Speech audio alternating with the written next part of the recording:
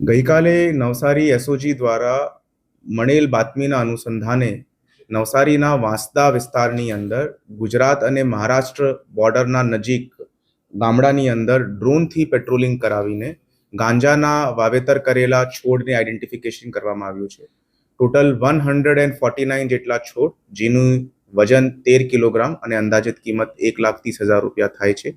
એવી રીતેનું વાવેતરનું case Navsari SOG દ્વારા કરવામાં આવી રહ્યું છે.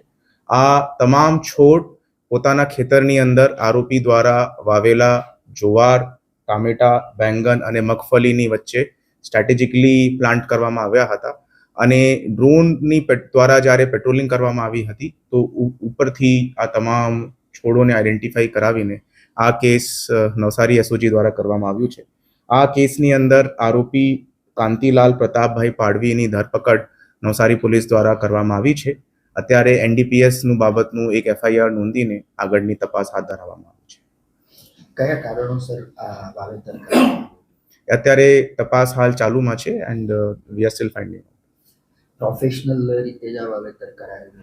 જેવી રીતે 149 જેટલા છોડો આ જગ્યા ઉપરથી મળી રહ્યું છે, એનાથી આ પ્રસ્થાપિત થઈ શકાય છે કે આ કમર્શિયલી વેચાણ કરવા માટે આ ગાંજાનું વાવેતર કરવામાં આવ્યું. સીડ્સ ક્યાંથી?